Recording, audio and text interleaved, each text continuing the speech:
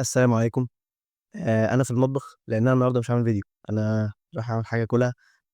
وهاسيبكم مع الأستاذ الخبير في الحواسيب. يكلمكم عن إيه أفضل الأجهزة اللي تقدروا تشتروها لو أنتم داخلين حاسبات، سواء جهاز لحاسبات تحديدًا والّا جهاز يكمّل معاك عامةً يعني في الاستخدامات الطبيعية gaming وediting وما إلى ذلك. معانا الأستاذ ميدو الجوكر هو اللي هيقوم بالفيديو كلّه، أنا مش هاعمل أي حاجة ولا هاختم الفيديو حتى، ممكن أختمه، يعني ممكن أحط ختامية، بس هو الفيديو كلّه بتاعه. بس هاسيبكم معاه، والسلام عليكم. طيب السلام عليكم. قبل ما نتكلم في أي حاجة، قبل ما نخش في الموضوع الأساسي، أنا حابب أقول يعني ده شرف كبير ليّا إن أنا طالع على قناة أستاذي الفاضل، أستاذي العظيم مستر عبد الرحمن. خلّينا بقى نخش في الموضوع بتاعنا.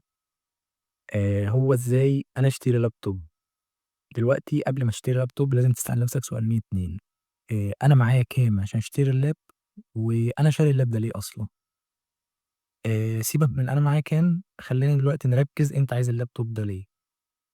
دلوقتي مثلًا أنا عايز اللابتوب ده للجامعة. فأنا كواحد في computer science داخل على سنة رابعة، يعني آخر سنة هاتخرّج.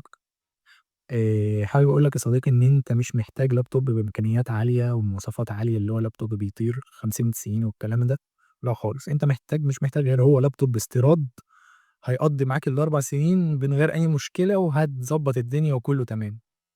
طَب أنا دلوقتي واحد عاوز فيديو يخش بقى في الvideo editing في برامج Adobe بتاعة الصور والحاجات الحلوة دي كلّها.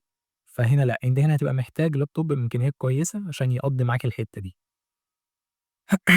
طب دلوقتي أنا ما ليش في الصور، ما ليش في الvideo editing، بس أنا عايز لاب ألعب عليه، يعني يبقى معايا في الجامعة واخلّص بيه حاجات الجامعة، وبرضه عايز برضه حتّة في وقتي الفاضي أودّي فيه ألعب عليه.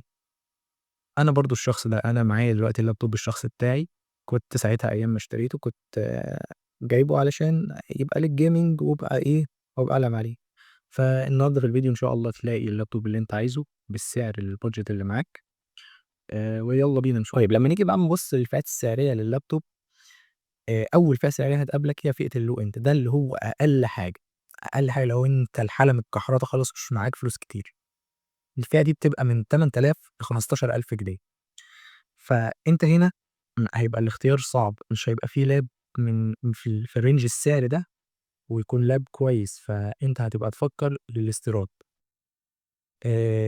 والاستيراد زي ما قُلت لك أنت لو عايزه للجامعة بس، لو أنت هدفك إنه يبقى للمذاكرة والجامعة بس، فالاستيراد هيقضّي معاك الغرض وزي الفل وهيبقى كُلّه تمام ماشي زي الفل.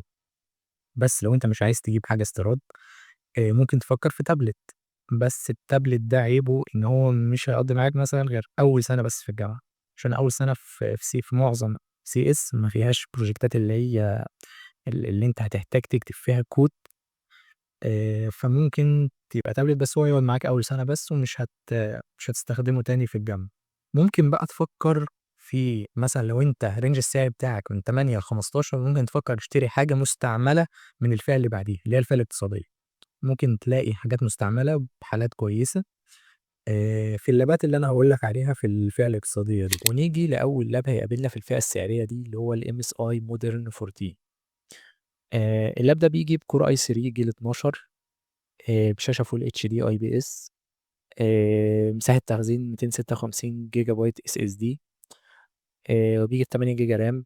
بس مشكلة اللابتوب الوحيدة ده هو اللابتوب ده وزنه خفيف ورفيّع جدًا، فمشكلته الوحيدة إن أنت الرامة بتيجي مطبوعة على الmother board، فأنت مش هتبقى عندك الإمكانية إن أنت تزوّد رامات.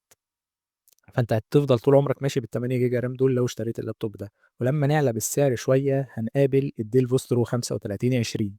اللابتوب ده بييجي بنفس بروسيسور اللابتوب اللي قبليه، هو زيه بالضبط، بس الفرق إن أنت عندك مساحة تخزين أكبر 512 جيجا SSD، ومعاك إمكانية إن أنت تقدر تزوّد رامات قدّام. وبييجي بشاشة أكبر من التاني، فبالتالي هتبقى على الشاشة هنا 15 إنش، الشاشة هناك 14 إنش.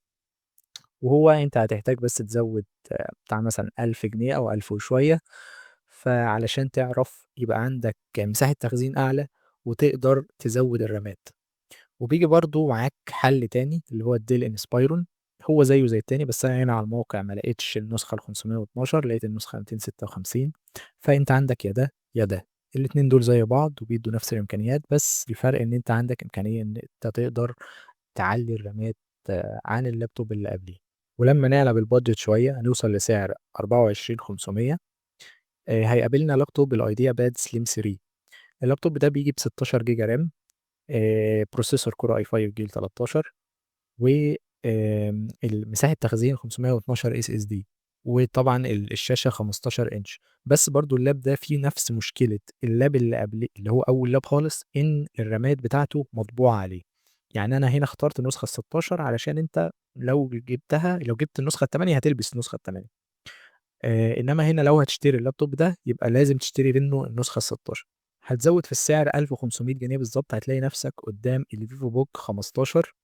اللابتوب ده بييجي بنفس مواصفات الIdeaPad Slim 3، الاتنين زي بعض بالضبط، نفس مساحة التخزين، نفس كل حاجة، بس في فرقين بالضبط. أنت بتدفع فرق ال1500 جنيه دول بتدفعهم في إيه؟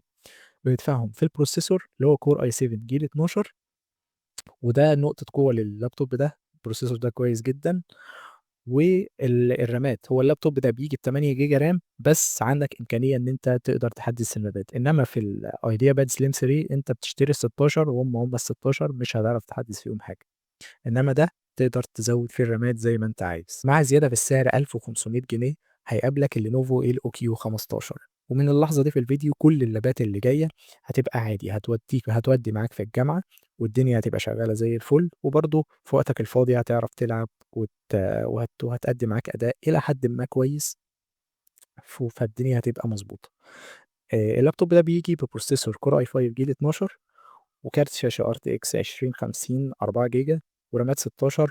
وفي اللابتوب ده بتقدر تزوّد الرامات لحد 32، وبييجي بمساحة تخزين 512 جيجا بايت SSD، والشاشة طبعًا من نوع IPS و144 هرتز. بس مع زيادة بالضبط طفيفة جدًا، زيادة 50 جنيه حرفيًا، هيقابلك الMSI Zen 15. اللابتوب ده بييجي ببروسيسور i5 جيل 13، هو فرق جيل واحد بين i5 جيل التاني اللي هو Lenovo LOQ ده كان جيل 12، هنا ده جيل 13. هيدّيك طبعًا سرعة طفيفة، مش هتبقى اللي هو أعلى حاجة، يعتبر ما فيش فرق، بس هو عشان أحدث فبنقول أسرع وكده. بييجي بنفس كارت الشاشة، بس هنا الرامات تقدر تزوّدها لحد 64، وبييجي بمساحة تخزين زي أخوه اللي قبليه 512 SSD، وبشاشة 144 هرتز IPS. ونيجي بقى لفئة أعلى في السعر اللي هي الفئة الاقتصادية، فئة بتبدأ من 30 ل60 ألف جنيه. أول لاب بيقابلنا في الفئة دي اللي هو الLenovo LOQ نسخة الRTX 3050. النسخة دي بتيجي ببروسيسور Core i5 جيل 12 برامات 12 جيجا بايت، طبعًا ده رقم غريب، بس أنت اللاب ده بيدعم 2 سوكت رام ممكن تزوّدها ل32، وبييجي بالكارت الشاشة RTX 3050 6 جيجا، ومعاه الشاشة Full HD 144 هرتز، كلّه زي الفل عادي هتودّي معاك في الgaming، والكارت ده أداؤه أحسن من ال2050 بكتير في الgaming، وبييجي بمساحة تخزين 512 جيجا SSD. طبعًا يا جماعة الفئة الاقتصادية دي أكتر فئة مليانة لابات، مليانة كمية لابات لا تُحصى ولا تعد. يعني أنا حاولت أختار اللابات اللي بتدّيك سعر كويس مقابل أداء. طيب مع زيادة في السعر آآ شويتين 3 كده بتاع 6000 جنيه مثلًا عن اللاب اللي قبليه، هيقابلك الHP Victus 15. اللاب ده بييجي بCore i5 جيل 13، بس كارت الشاشة بتاعك بيدّيك ال4050 RTX 4050 6 جيجا، أحدث من ال3050، فهيبقى في فرق في الأداء في الألعاب. واللاب كتهوية لاب ممتاز، ده عن تجربة، في واحد صاحبنا معاه اللاب ده، يعني الحمد لله ما بيسخنش منه، واللاب إلى حدٍ ما شغال زي الفل، وبييجي بمساحة تخزين 512 جيجا بايت، وشاشة 144 هرتز. مع زيادة في السعر 2000 جنيه هيقابلك الHP Victus 16. اللابتوب ده بييجي ببروسيسور i5 جيل 14، بس كارت الشاشة بييجي 3050 نسخة ال6 جيجا و16 جيجا رام DDR5، وبييجي ب1 تيرا بايت SSD مساحة تخزين، وشاشة 144 هرتز. فرق السعر ده بيتدفع في البروسيسور، بروسيسور أحدث، التاني اللي قبليه كان i5 جيل 13، ده جيل 14، ومعاك مساحة تخزين كبيرة 1 تيرا بايت SSD، فهيبقى معاك أريحية أكتر. مع زيادة في السعر 1000 جنيه بالضبط هيقابلك الAsus TUF Gaming F16. اللاب ده بييجي ببروسيسور i5 210H. البروسيسور ده بيدّي أداء بالضبط زي الi5 الجيل ال13، و8 جيجا رام تقدر تزوّدها طبعًا زي ما أنت عايز DDR5، وكارت شاشة RTX 4050 هيدّي أداء أحسن من ال3050. ومعاك مساحة تخزين 512 جيجا بايت M.2 وشاشة 144 هرتز. بس الشاشة دي مشكلتها إن هي نسبة الاستجابة بتاعتها 7 ملي سكند، ودي يعتبر من أسوأ نسبة استجابات في الفئة السعرية بتاعتها. فاللاب ده هيكون هو الفرق السعر اللي بيدفع في البروسيسور بيديك أداء أعلى، وكارت الشاشة برضو بيديك أداء أعلى من ال 3050. لما نعلى بالظبط 2000 جنيه هيقابلك اللينوفو لوك 15 اي ار اكس 9. اللاب ده انا شايف ان هو انسب خيار ليك لو انت معاك في البادجت دي، لو انت معاك السعر ده. بالمواصفات اللي هيقدمها لك ده بيديك كور اي 7 جيل 13، بروسيسور كويس جدا بيديك اداء عالي. وبيديك كارت شاشة 4050 نسخة ال 6 جيجا و24 جيجا بايت رام دي دي ار 5. وبيديك مساحة 512 اس دي، وطبعا دي كل ده انت تقدر تزوده، 24 جيجا بايت رام دي تقدر تزودها. وال 512 هي مش هتكفيك لو انت ليك في الجيمنج وتقعد تلعب، بس هي هتقدر تزودها برضه. وبيجي لك بشاشة 144 هرتز. اللاب ده كويس جدا لو انت عايز تخش حتى مالكش في الجيمنج وعايز تبدأ في مجال الجيمنج او في الفيديو اديتنج والمونتاج، اللاب ده كويس جدا. ولو للجامعة برضه هيقضي معاك الغرض وزيادة كمان. فاللاب ده من اللابات اللي انا برشحها بقوة. دلوقتي انت زهقت من الكارت ال RTX 4050 وعايز حاجة كده 4060، هيقابلك الاسوس تاف A15.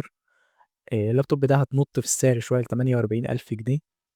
هيديك بروسيسور، مرة البروسيسور رايزن 7 الجيل السابع، ده زيه زي الجيل ال 13 في انتل. دلوقتي اللابتوب ده هيديك 16 جيجا رام، شاشة فول اتش دي 144 هرتز، كارت شاشة 4060 8 جيجا. هو اللابتوب ده يعتبر بالظبط نفس مواصفات اللابتوب الشخصي بتاعي حاليا، اللي انا كنت اشتريته كده من كام سنة. وده هي طبعا هيديك اداء عالي جدا، وانا بلعب كل حاجة وبروح بالجامعة وبعمل كل البروجكتات. كان كله زي الفل وكل حاجة ماشية تمام. ننط بالسعر ل 56,500، هيجي لك اللينوفو ال او كيو بس نسخة ال 4060. بس النسخة دي هي أكتر ميزة فيها، النسخة دي متكاملة. فيها البروسيسور بتاعك اي 7 جيل 14، الكارت بتاعك 4060، معاك 16 جيجا رام، معاك مساحة تخزين 1 تيرا بايت ام دوت 2. يعني انت معاك كل حاجة، شاشة 144 هرتز، معاك كل حاجة. وهيديك أداء ممتاز في الألعاب، ممتاز بمعنى الكلمة. مفيش لعبة مش هتعرف تشغلها، أي لعبة جديدة هتنزل جي تي اي 6 هتشغلها عادي. فاللاب ده لو انت معاك البادجت دي هيكون برضو لاب مناسب جدا. بس انا لسه عند رأيي اللاب اللي زيه، اللي النسخة اللي فيها 24 جيجا رام، ده كان نسخة ممتازة جدا في الفئة دي، وبتديك سعر بأداء ممتاز، وبرضه هتشغل لك كل الألعاب دي. بس هتلاقي فرق كام فريم كده في كل لعبة، مش هتفرق معانا. طب يا جماعة، آخر لاب وريته لكم ده اللاب اللي أنا هختم بيه. هل في لابات تانية في الفئات السعرية ديت؟ أيوه، في لابات كتيرة جدا. ممكن تلاقي لاب بنفس المواصفات، بنفس كل حاجة، وبنفس السعر. عادي، ده اختيارك انت. انا بعرض لك الحاجة اللي من وجهة نظري. والله لو لقيت لاب نفس المواصفات بنفس السعر ده بس من شركة مختلفة، هو هيدي نفس الأداء، مش هيبقى فيه أي فرق ما بينهم. وآخر لاب ده احنا كنا وصلنا لسعر 56,000. أنا شايف إن ده سعر، أصلا هو ده سعر عالي على لابتوب، بس دي الأسعار اللي عندنا، ومش يعني مش هنقول حاجة في فئة اقتصادية يعني. في بقى لابات تانية في الفئة المتوسطة مش هتحتاجها أصلا للجامعة. آخر لاب ده أنت ممكن لو جبته يعني خلاص إن هو هيقضي معاك كل حاجة، هتلعب كويس، يشغل لك ألعاب كويس بفريمات كويسة، وهيبقى ماشي معاك زي الفل. غير كده بقى لأ، أنت كده هتبقى بتدفع فلوس في حاجة أنت مش هتستخدمها بكامل كفاءتها. والله لو أنت عايز تشتري حاجة عالية، تدفع مثلًا مبلغ 70، 80 ألف، ما تدفعوش في لاب. هات مثلًا PC هيبقى جامد جدًا، أحسن، هيبقى الperformance بتاعه هيبقى أحسن من اللابتوب بمراحل. بس في بقى فئات سعرية تانية، اللي هي الفئة المتوسطة والفئة العالية. الفئة العالية اللي هي الhigh end ديّة أسعار اللابات فيها بتوصل ل250,000 و300,000 كمان. دي فئة اللي هي فئة تجار المخدرات. أنا مش هاحطها خالص في الفيديو. هي والفئة المتوسطة برضه، عشان أنت مش هتحتاج أي لاب في الفئة المتوسطة. إحنا عرضنا كل اللابات اللي بتقدم لك قيمة مقابل السعر اللي هي اللي موجود عليها بس. فده كان كل حاجة، وإن شاء الله تختاروا لاب من اللي أنا مديه لكم. أنا ما اتحركتش من مكاني، ده نفس البتاع، حتى ما فيش فرق ثانية بين المقدمة والنهاية. فبس كده، شكرًا إنك شُفت الفيديو. و